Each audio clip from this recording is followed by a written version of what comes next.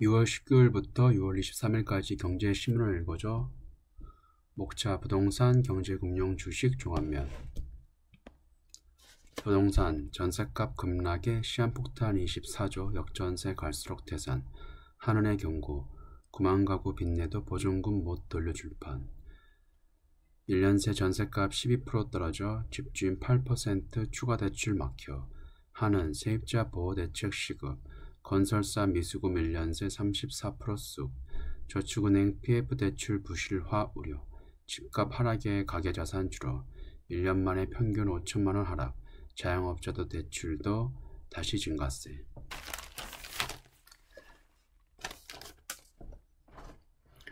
집값 하락세가 주춤하는 모습을 보이고 있지만 전국으로 확산되는 역전세 사태와 부실 위험을 키우고 있는 미분양 주택, 부동산, 프로젝트 파이낸싱 등으로 여전히 부동산 시장이 엑스라는 판을 갖고 있다. 한국은행의 고금리 여파에 따른 충격에 이어 한국 경제의 또 다른 뇌관으로 경고하고 나선 이유다. 주택시장 부진 장기화를 막기 위한 규제 완화와 조정 작업이 필요하다는 지적이 나온다. 21일 한은금융안정보고서에 따르면 전국 평균 전세가격이 지난해 3월보다 평균 10에서 20%까지 떨어진 상황이어 이 지속되면 전세 임대 116만 7천 가구 중 4.1에서 7.6%는 보유한 자산을 처분하고 추가로 빚을 내더라도 보증금을 돌려줄 수 없는 수준인 것으로 나타났다. 전세 가격이 지난 3월 수준을 유지하면 임대 가구가 세입자에게 반환해야 할 보증금 규모가 24조 2천억 원인 상황에서 전세 계약 종료 시 약 8만 8천 가구에 살고 있는 세입자는 보증금을 떼일 염려가 있는 것이다. 지난 3월 기준 전세금은 1년 전보다 약 12%가량 하락한 상황인데 부동산 시장 반등이 더디면 보증금을 받지 못하는 세입자가 속출할 가능성이 있다고 밝혔다. 미분양 주택으로 대표되는 주택시장 부진은 부동산 PF 대출 부실로 직결된다는 문제도 있다. 작년 말 부동산 PF 대출 연체율과 고정이하 여신 비율은 각각 1.19%와 1.25%로 약 21년도 이후 상승 중이다.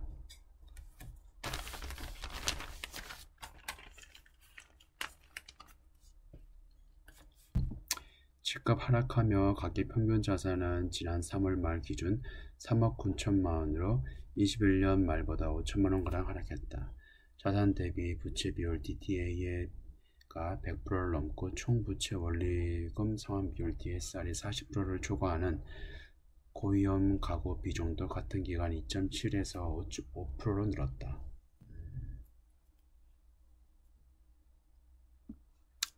국내 금융 시스템의 중장기적 취약성을 뜻하는 금융 취약성 지수 FVI는 1분기 48.1로 작년 4분기보다 2.1% 늘었다. 늘어나는 빚의 질이 좋지 않은 것도 문제다. 자영업자 대출은 1분기 1033조로 2019년 말보다 50% 치솟았다. 연체율도 늘었다. 자, 다음 아파트값 상승 경기도로 확산 74주 만에 올라. 부동산은 6월 셋째 주 시세 요인 성남 등 남부권이 주도. 서울 집값도 5주 연속 상승세. 노원, 양천 등 재건축 강세. KB 시세와 부동산원 시세 같은 경우에 약간 차이가 있습니다. KB 시세는 보면은 아파트 값이 오히려 하락하고 있다고 했지만은 부동산원 같은 경우에는 아파트 값이 계속 상승하고 있다고 얘기를 하고 있고요. 거기에 대해서 한문도 교수가 여기 지금 부동산원의 부장과 과장에게 여기에 데이터가 어떻게 산출되었는지 확인을 해달라고 뭐 여러 차례 연락을 했지만은 뭐 대답이 없고, 그리고 정량적인이 아닌 정성적인 부분도 어느 정도 데이터 통계에 들어갔다는 것으로 얘기를 한 것으로 보아 그 데이터 신뢰성에 약간 의문을 가질 수도 있습니다. 하지만 그래도 통계 신문 내용이니까 한번 말씀을 드리겠습니다. 경기도 아파트 가격이 1년 6개월 만에 상승 전환했다. 서울이 강남 4구를 중심으로 가격 상승세가 두드러지자 인접한 경기 남부로 상승세가 퍼지고 있다. 서울 아파트 가격도 5주 연속 상승세를 이어갔다. 경기도 아파트 매매 가격은 전주 대비 0.03% 상승한 것으로 나타났다. 경기도 아파트 가격이 상승을 기록한 건 지난해 1월 셋째 주 이후 74주 만이다. 경기도 상승 전환을 이끈 건 이른바 수용성으로 불리는 수원, 용인, 성남을 포함한 남북권이었다. 동탄 신도시를 포함하고 있는 화성이 0.43% 오르면서 경기도에서 가장 큰 상승폭을 기록했고, 용인 처인구, 성남 수정구, 용인 처인구는 삼성전자 반도체 클러스터 투자 효과가 이어지고 있다. 용인시 처인구 같은 경우에는 제가 경매 물건으로 토지를 낙찰 받으려고 했는데 공유물 분할 청구 매수권을 공유물 물건을 제가 입찰을 해가지고 청구가에 낙찰을 받았음에도 거기 공유자, 기존의 공유자가 매수 청구권을 신청을 해가지고 다시 한번 뺏겼던 사례가 있습니다. 평택지도 한번 뺏기고 그렇게 했었는데 약간 안타깝네요. 계속 제가 낙찰을 해가지고 만약에 등기를 쳤으면은 값이 많이 올랐을 텐데. 전국 아파트 매매 가격은 전주 대비 0.01%, 지방은 0.05% 하락했다. 전세 가격의 경우 수도권이 보합이 기록하며 하락을 멈췄다. 지난해 1월 이후 1년 6개월 만이다.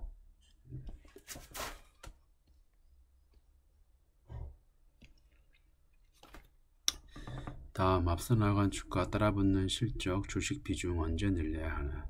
미국이 금리 인상 막바지 기대감, 상반기 이미 주가 반영, 기업 실적은 더디게 개선 중, 하반기 미중 갈등으로 주가 주춤 시 매수 기회, AI 헬스케어, 신재생 에너지 경기와 무관한 성장주 중.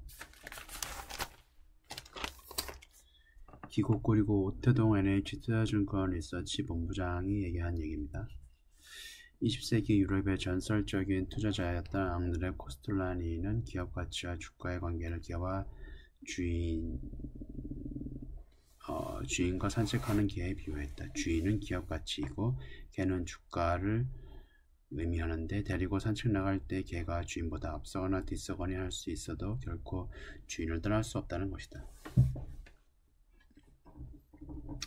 23년 한국 주식시장의 상황을 여기에 대입해보면 앞서 나간 개, 주식이 기다리는 가운데 주인이 점차 앞으로 나아가고 있는 형국으로 보인다. 주가가 앞서 나가는데 주인, 기업 가치, EPS가 점점 상승한다는 얘기입니다. 우선 기업 가치와 밀접하게 연관되는 글로벌 경기 여건을 검토해보자. 미국 경기는 쉬이 식지 않고 있다. 코로나19 사태 이후 미국 정부의 재정 통화 보양 정책 과정에서 축적된 잉여 저축이 아직 남아있으며 자동차와 서비스 소비를 뒷받침하고 있다. 이에 따라 서비스업 경기가 확장을 지속하면서 제조업 경기 둔화를 방어하는 상황이다. 한국의 수출은 8개월째 마이너스 증가를 지속하고 있다. 코로나19 사태 이후 강력했던 리오프닝 효과가 소멸되고 미국 제조업 업황이 부진했기 때문이다. 다만 일평균 수출은 2개월 연속 낙폭을 축소하고 있는 가운데 중국의 리오프닝과 미국의 양호한 서비스 소비 경기에 힘입은 측면이 크다. 한국 수출 증가율은 완만한 반등세를 보여 4분기에는 플러스로 전환할 것으로 예상된다. 한국 수출 증가율이 저점을 기록한 후 턴어라운드 할 것이라는 전망은 한국 기업 이익에 긍정적이다. 한국은 소규모 개방 경제인 만큼 기업 이익과 수출이 매우 높은 동행성을 보이기 때문이다.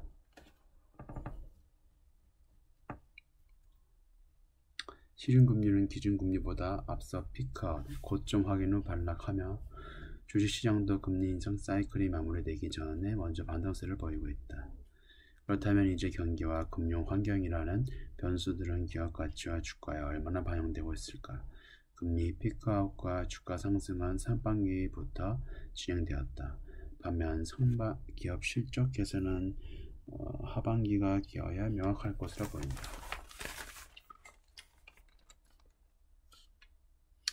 한국 주식시장의 상황을 주인과 산책하는 개의 이론에 빗대어 설명하면 상반기는 개가 주인을 앞서 나간 시기였으며 하반기는 주인이 개가 앞서 나간 상황을 방향으로 따라붙는 시기라고 볼 수 있다. 주가는 이미 앞서 나간 만큼 급격하게 오르지는 않더라도 지역 기업 가치 개선을 반영해 점진적인 우상향 흐름으로 보일 것이 가능성이 크다. 하반기 주식시장에서 예상되는 한 가지 특징은 주가 변동성이 높을 수 있다는 점이다. 미국에서는 경기 둔화 우려와 더불어 중소형 은행 파산이 재발할 가능성이 있다. 상업용 부동산 때문일 것 같아요. 미중 관계 또한 미국 대선을 1년 앞두고 갈등이 고조될 수 있는데 이는 중국과 미국을 각각 1, 2위 수출 상대국을 두고 있는 한국에 대한 부담 요인이다. 이러한 변수가 주식시장의 노이즈로 작용하겠지만 한국 기업 실적을 재차 크게 훼손하지 않을 것으로 보인다. 따라서 실적 개선 구간에서 주가 리스크 요인으로 인해 조정을 받는다면 그때가 하반기 주식 비중을 늘려야 할 타입니다. 주식 측면에서는 경기와 무관한 구조적 성장주에 집중할 필요가 있다.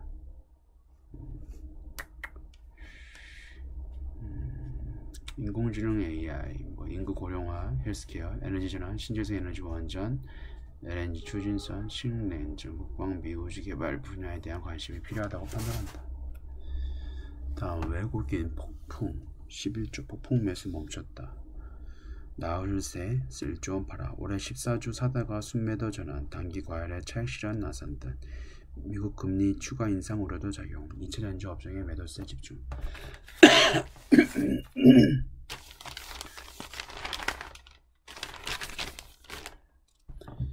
올해 들어 한국 주식을 쓸어담던 외국인 투자자들이 이번 주에만 1조를 가까이 팔아치우며 매도로 전환했다. 지수가 2600선을 웃돌며 단기 과열 흐름을 보이자 일부 차익 실현에 이루어졌다는 해석이 나온다. 종목별로는 올해 큰 폭의 주가 상승률을 기록한 2차전지 업종에 매도세가 집중됐다. 다만 외국인 투자자들은 기록적인 순매수 행진을 이어가던 삼성전자에 대해서는 지속적으로 비중을 늘리고 있다. 단기 급등에 대한 부담감과 미국 연방준비제도가 다음 달 예정된 연방공개시장위원회 FOMC 정례 회의에서 기준금리를 추가 인상할 수 있는 우려가 투자심리에 부정적으로 작용했다는 분석이다. 김증권 리서치 센터장은 시장이 연준의 금리 인상 사이클에 주목하는 가운데 단기 과열 인식이 확산됐다며 금리 인상에 대한 불확실성이 지속되는 데다 반도체를 중심으로 단기간 주가가 급등한 만큼 시장이 일시적인 조정을 겪을 수 있다고 설명했다. 반도체는 국내 대표 수출 기업 실적이 반등을 앞두고 있는 데다 원화 강세 기조도 큰 흐름에서는 변함이 없을 것이라는 분석이다. 단기적으로 원화 강세가 지나치게 빠른 속도로 진행되면서 추가적인 상승 능력이 소멸된 것으로 보일 수도 있다면서 기조적으로 내년까지는 원화 강세가 이어질 가능성이 높고 국내 기업들의 실적 모멘텀이 부각되며 외국인 투자자들이 다시 한국 등 신흥시장 비중을 확대할 것을 내다봤다. 반도체 턴어라운드와 2차전지, 자동차 등을 긍정적으로 보고 있다고 밝혔다.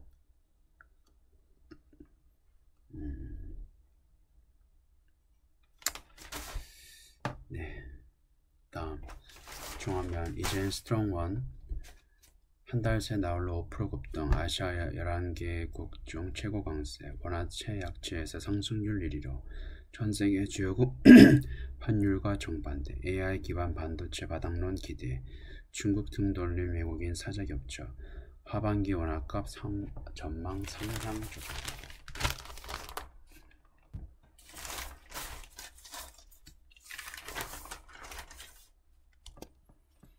올해 들어 한때 심한 약세를 보였던 원화 가치가 최근 빠르게 오르고 있다. 인공지능 열풍을 기반으로 반도체 업황 반등에 대한 기대감이 커진 가운데 외국인 사다 행렬이 더해지면서 약세에 늪에 빠졌던 원화가 단숨에 강세로 들어섰다. 원화의 갑작스러운 부활에 외환 전문가들도 올해 하반기 원화 가치 전망치를 상향 조정하고 있다. 블룸버그에 따르면 16일 기준 미국 달러 대비 원화값 1271원은 1개월 전보다 5% 상승했다. 블룸버그 집계한 11개 주요 아시아 통화 중 가치 상승폭이 가장 컸다. 같은 기간 영국 파운드와 마이너스 2.3%, 일본 엔화 마이너스 3.3% 가치가 일제히 떨어진 것과는 상반된 것이다. 취약체였던 원화의 대반전은 지난달부터 본격적으로 나타났다. 원화값 지난달 13.9원 상승 1342원에서 1327원 한데 이어 이달 들어서 16일 49원 상승. 이 기간 주요 6개국 통화 대비 달러 가치를 나타내는 달러 인덱스 대체로 102 부분에 머물렀다가 이달 초 104 안팎까지 올랐다. 달러가 잠시 강세였음에도 스트롱 원을 뽐낸 셈이다. 원화 나홀로 강세 배경엔 반도체 업황이 바닥을 찍었다는 기대감이 있다.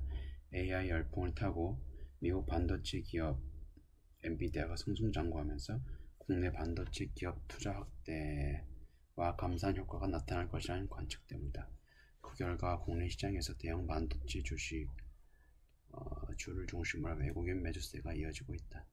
중국에 대한 글로벌 투자자들의 신뢰가 약해지면서 중국에서 이탈한 외국인 투자 자금이 한국으로 향해지고 있다는 분석이다.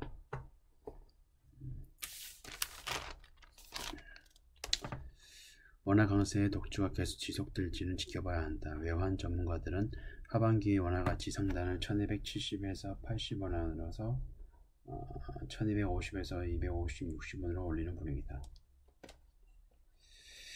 다만 위안화 약세가 연장되는 상황에서 원화만 가속 강수되기에는 힘들다고 말했다.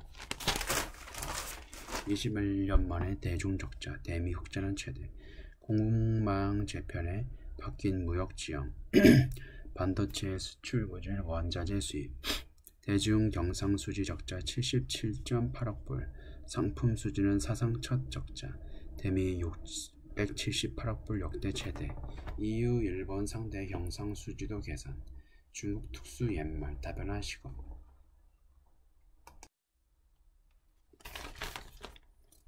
지난해 중국에 대한 반도체 수출이 극심한 부진을 겪으면서 대중국 경상수지가 21년 만에 처음으로 적자로 들어섰다. 반면 미국에 대한 경상수지는 사상 최대 흑자를 내면서 무역과 투자 등에 대한 한국의 글로벌 경제 지형도가 크게 변한 것으로 나타났다. 특히 국내 중간재 수출 텃밭이던 중국에서 이젠 한중 경쟁이 펼쳐지면서 산업 고도화와 수출국 다변화로 중국 의존도를 낮출 탈중국 전략이 시급하다는 목소리가 터지고 있다.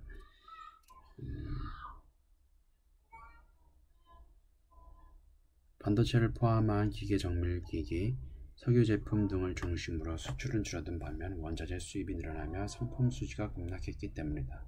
상품 수지는 100억 6천만 달러 적자를 기록했는데 통계 집계 이래 처음으로 적자에 빠진 것이다. 전체 대중 반도체 수출은 흑자였지만 반도체 수출이 지난해 하반기 마이너스를 나타내며 연간으로 감소세를 나타냈다고 밝혔다. 상품 수입을 통해 운송비 지출도 커져 운송 수지를 포함한 서비스 수지도 5억 9천만 달러 적자를 기록했다. 대중국 경상수지는 1991년 한중간 교역을 시작한 이래 꾸준히 흑자를 기록했다. 2000년 중반 이후 중국의 고도성장에 힘입어 흑자 규모도 커졌다. 2013년에는 역대 최고치 560억 달러를 기록했다. 그러나 2010년대 후반 미중 간 무역 갈등에 따른 교역 규모 축소로 2019년에는 259억 달러로 절반 가까이 줄었다. 이후 계속 줄어들다가 급기야 적자를 기록한 것이다. 문제는 대중국 무역 적자가 일시적인 현상이 아니라는 점이다. 중국 내 산업 구조의 변화로 더 이상 중국 수출을 기대하기 어렵다는 뜻이다. 그간 한국은 중국에 중간재를 수출하고 중국의 완제품을 만들어 전 세계에 파는 협업관계였지만 중국의 중간재를 포함한 자국 산업을 육성하며 경쟁관계로 들어섰다고 설명했다. 최근에는 한국이 주요 품목인 반도체 수출을 통해 흑자를 유지할 수 있었지만 글로벌 정보기술 경기 둔화로 반도체가 타격을 입자 대중무역 관계의 민낯을 드러내는 것이다.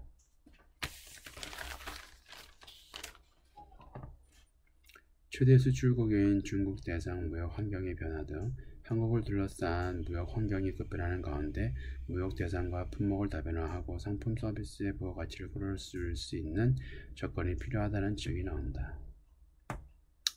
원전이나 방위산업, 플랜트 등 정부가 전략적으로 육성하는 품목을 중심으로 포트폴리오 다변화하고 동유럽 등 미개척 국가와 교역하는 확대하는 방안을 고려해야 한다고 밝혔다. 네, 이번 주 여기까지고요. 지금까지 시청해주셔서 감사합니다.